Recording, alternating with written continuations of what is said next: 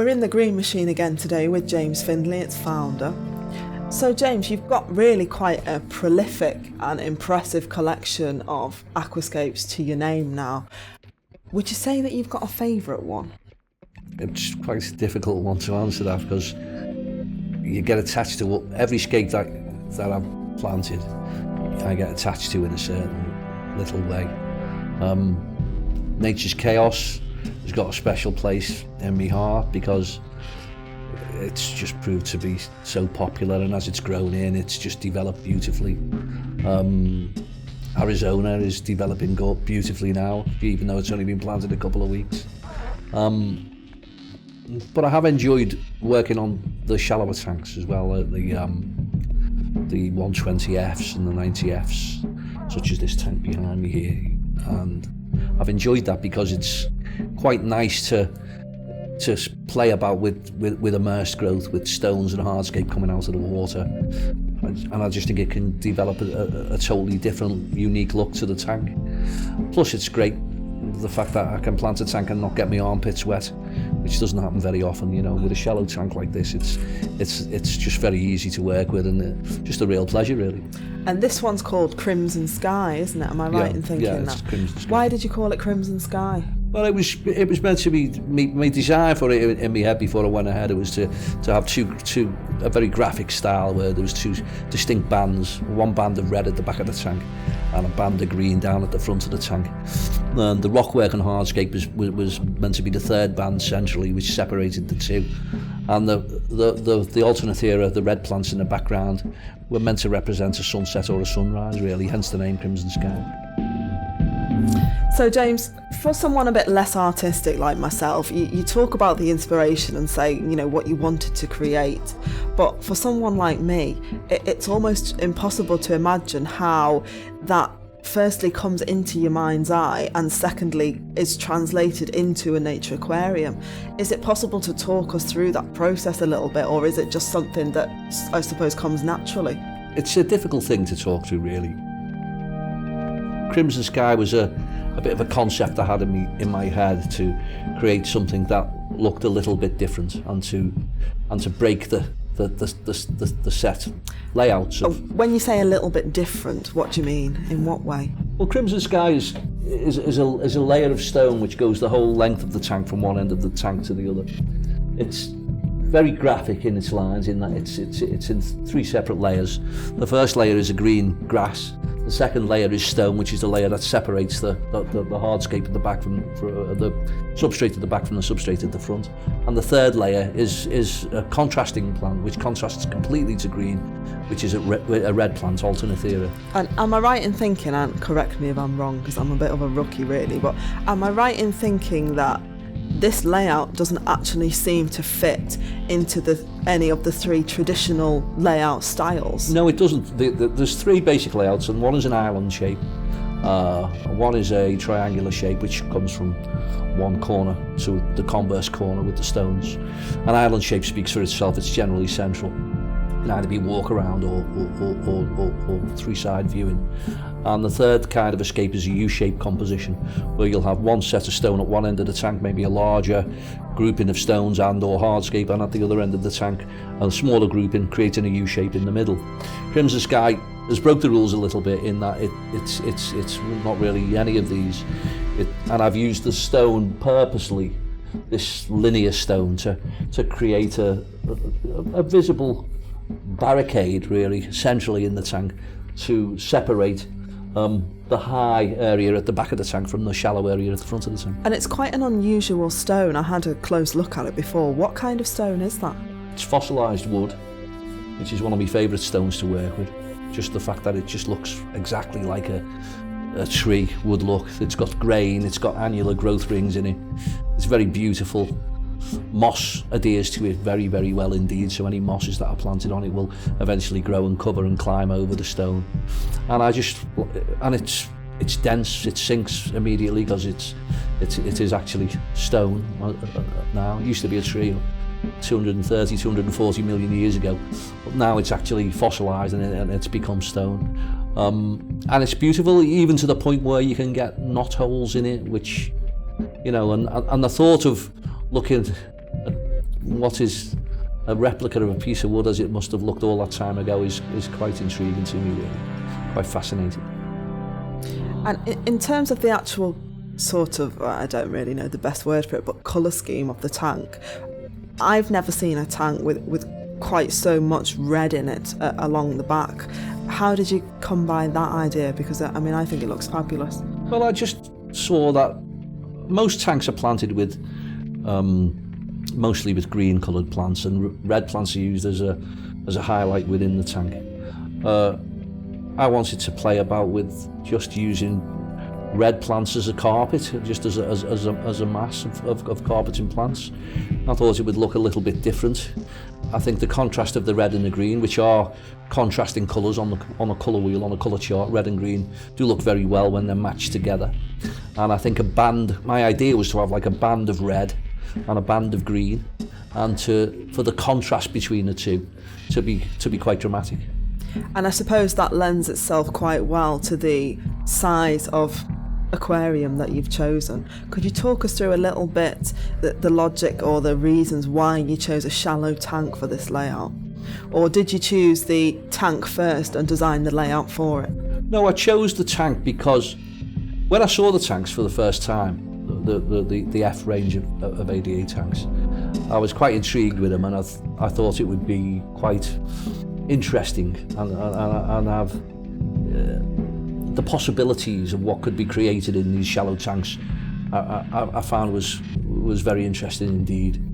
And why is that? Is it just because it's such a different shape from what we're used to looking at?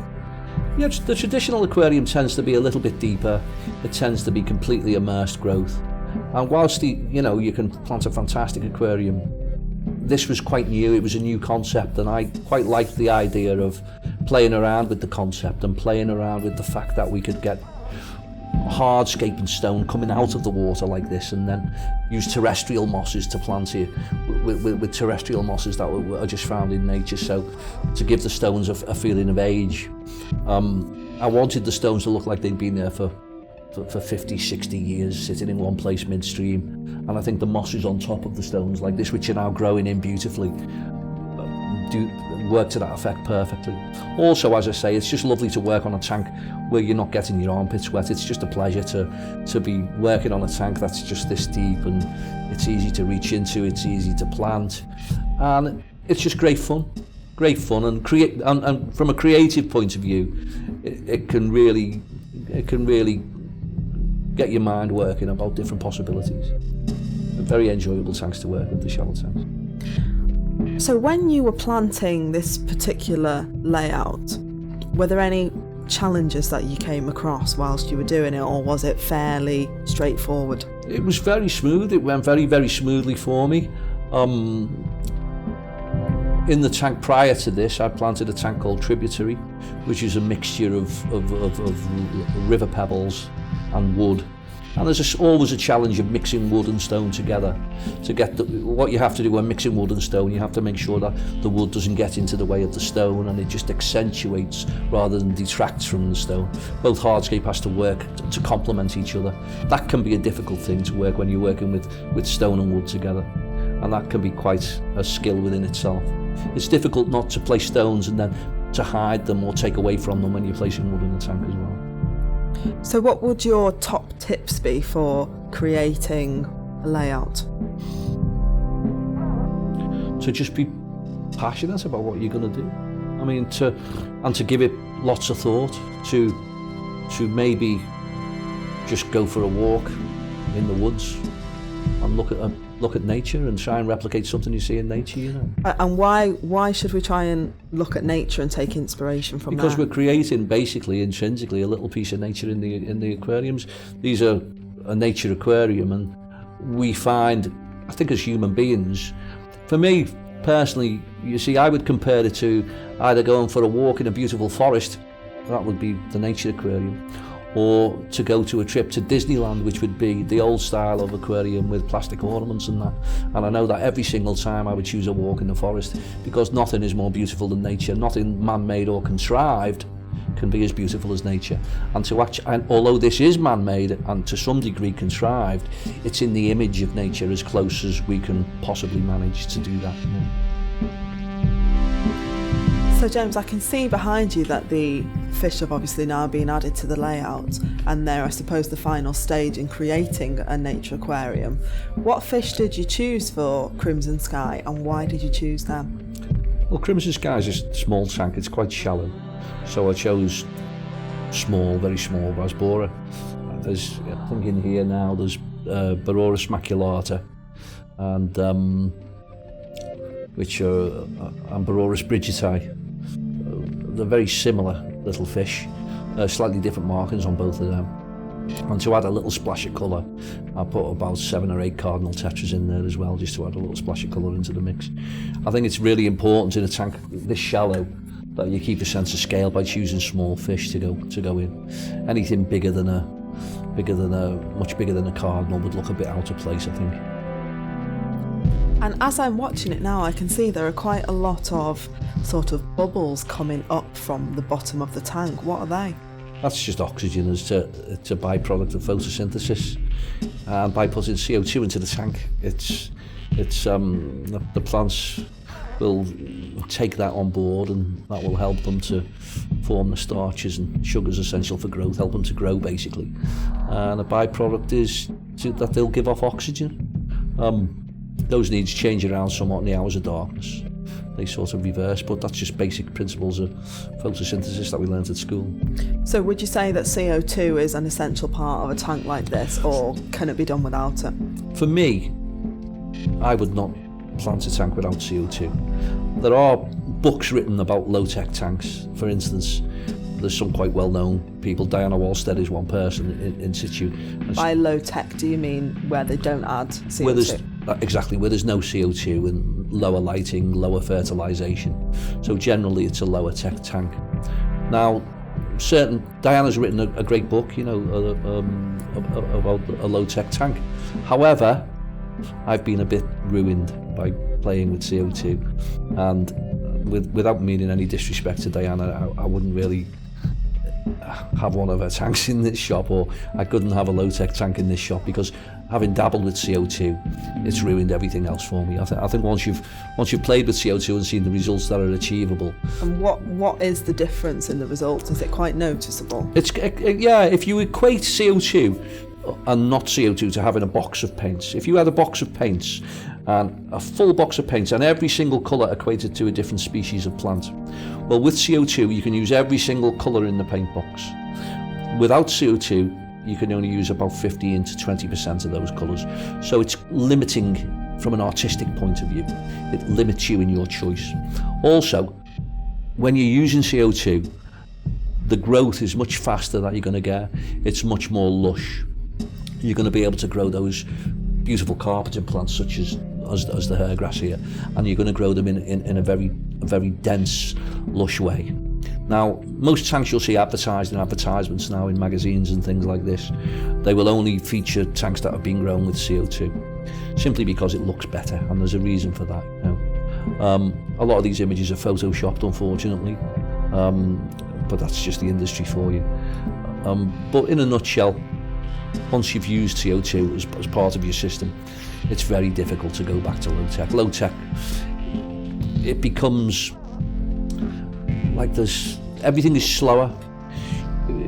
If a low-tech tank is an odd thing. It can look quite nice with a certain selection of plants. You're limited to Microsorums, Anubias, Vallisneria, certain mosses, and Cryptocoryns and swords. And generally, these plants tend to be a little bit bigger, so they look a bit clunkier. They're okay in a bigger tank, but in a smaller tank or a nano setup, it's very difficult to work without the addition of CO2. Growth will always be slower and a little bit more sparse without CO2 as well. So in a nutshell, CO2 will give you far speedier results. It'll make everything happen faster in your tank. And the growth itself will be far more lush. With the use of CO2, you will need to have higher lighting and you will need to have slightly higher fertilisation as well. If you equate it to having like high octane fuel in a car, you need to fuel the car up a little bit more. Right. But as long as you combine CO2 with good lighting and good fertilisation, you'll get great results. When you say that a tank without CO2, you refer to it as a low-tech tank. To me, that sounds like that might be an easier tank to look after. Is that right, or is that a misconception? I think it can be an easier tank to look after in that it's technically there's not as many challenges for you to face. It will be slower growing, and it will be limited to the choice of plants that will do well in there. On the other hand, it can be less challenging in the fact that because you're using lower light levels generally and lower fertilisation, there can be less initial problems with algae.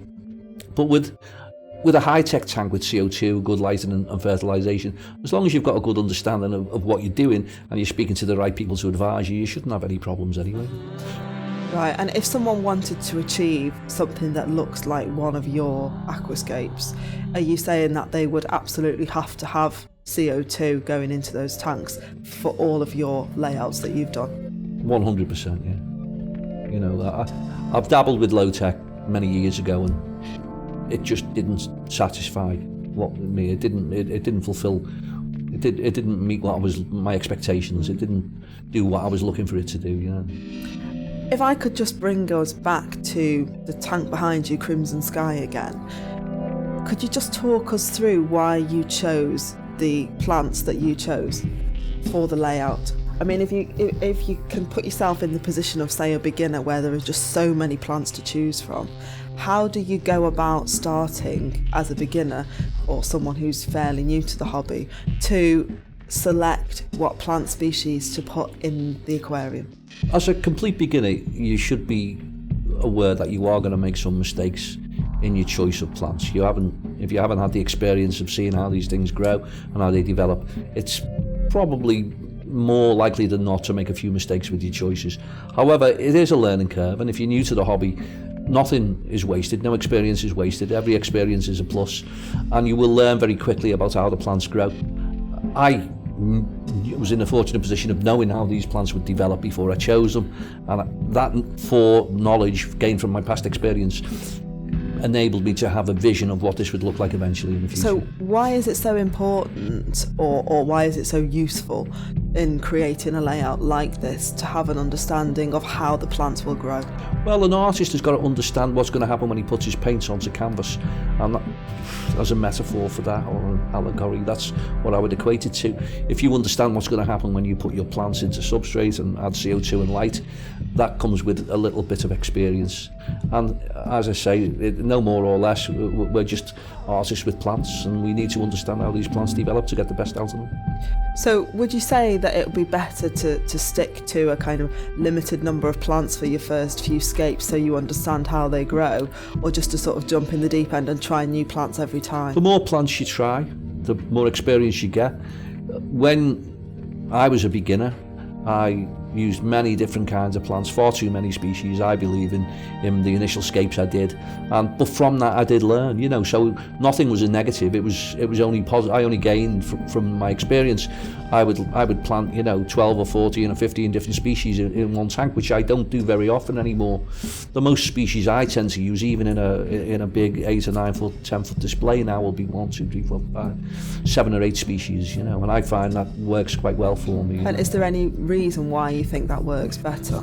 I think in nature you find plants growing together in banks and stands, and they'll obviously propagate near to each other. So you may get beds and beds of Echinodorus or beds and beds of hairgrass growing up to the banks. And I just think we sort of get a gut feeling when we see something that we would expect to see in nature. It sort of feels right to us. And I think if our tanks feel right, then they generally are right, because it's only ourselves we're trying to please. Now, correct me if I'm wrong, but I think I can see only 3 different species of plants in Crimson Sky behind you. Is that quite an unusually low number of plants for a layout? Yeah, I suppose it is. Yeah, but that was it was done to gain this effect of basically 2 bands of colour. The alternate area in the background, the red plant, was purposely planted in one broad stripe across the back, higher level of the tank. And as I say, that was to represent a sunset or sunrise. And the front layer was to contrast with the red, was purposely planted completely in a Hairgrass SP Mini, in a small dwarf version, the SP Mini. And the third plant I used simply was this upright plant. I planted to add something of the vertical to contrast with the horizontal. Really. So that's the plant we can see in the middle, almost nestled between the stones. This plant here, yeah. All of the lines here are horizontal, and I just threw those in to add something vertical to the mix and to sort of delineate between the two main bands. And I wondered what effect that would have, and I think it's worked quite well. I'm quite happy with it. Have you got any favourite plants? Not particularly. I think you go through different stages with plants of having a particular affinity for different species at different times. At one time I was using a lot of Hemianthus calitrichoides as a carpeting plant. That seemed to be my favourite plant at the time. Then I got a bit of a love affair for the Poneget and Crispus Red, which I liked using to accentuate things such as in Nature's Chaos and Eyes of a Child. Then I went through a period where I enjoyed using Storagine repens very much indeed. It had the advantage of putting in very deep roots, even though it was a carpeting plant, and I had some fun with that. And just lately, I'm playing about more with stems. You know, I'm playing about with some more of the softer stem plants, and sort of seeing where I go with that. Historically speaking, I've not really played too much with the stem plants, and I think it's time for me now to gain a little bit more personal experience with using the stems, which has proven to be quite an interesting journey, really. Just watching how they behave when they're cut back and trimmed, and how they'll grow very dense and bushy when you trim them back harshly, and you know, and watching them develop from that, you know, because stems can look quite, if they're left just to their own devices, they can look quite straggly, they can look quite long and a little bit sparse. But when you cut them back very, very harshly and you're very cruel with them, eventually they'll come back and they'll look like you can get quite a beautiful, densely planted effect from them. So stem plants at the moment are just a phase I'm going through, I think, now. But I'm sure that will change again as time goes by, you know. Moving on from plants then to the other sort of, or one of the main elements of the layouts, which is hardscape. Obviously I've had a wander around today and I've noticed that there is an absolute huge amount of hardscape in the store, in the showroom. How important do you think it is? Well, how important do you think the selection of hardscape is for a layout? The selection of hardscape is probably the single most important choice you can make when you're planning your tank. And for me, before I had the shop, my search for hardscape was always very difficult. It was very difficult to find any supplier that didn't stock hardscape that looked like it was straight out of Disneyland. It was bright reds and greens and looked like cut glass and horrible stuff of that nature. So I do pride myself that we carry at the Green Machine probably the best range of hardscape in Europe, I would say. You know, hardscape is the bones of the tank. You know, if we imagine how we're built, we're just flesh upon bones, really, and hardscape is just that. If the hardscape isn't right in the tank will never look right for you. You'll never be happy with it, and it's so important to take your time with that hardscape and to get it right, because that's the thing that's always going to draw your eye, and that's the thing that's going to create that little piece of magic in the tank. So I can't put too much of an emphasis on hardscape. It's so important, and the right woods are important. The advent now of many years ago, the only wood that was available was big clunky Mapani wood, which I found horrid, and big pieces of bogwood, which can be nice in the right location. For instance, Nature's Chaos, I used typical traditional style bogwood, but that was the look I was after. But now there's the advent of the ADA hornwood is just fantastic and sinks immediately. We have the Redmore wood, which is a beautiful organic flowing feel to it. and combined with our stones and rocks, as I say, you know, I can't put too much of an emphasis on hardscape. It's so important. So when someone sets out to create a new layout or a new nature aquarium and they are looking for hardscape for that setup, what tips could you give them about how to make sure that they choose hardscape that I suppose is suitable for a nature aquarium and will actually fit together nicely to create a good overall impression? Well, it's important to go to a specialist retailer who carries a range of stuff. Also, be very, very wary of buying online, because I mean, we sell online, the Green Machines sell online, but I always recommend that our clients come in and see us personally. We have a gravel pit in the shop here where people can actually stand and set up the hardscape in a pit of gravel to replicate the tank they're trying to create.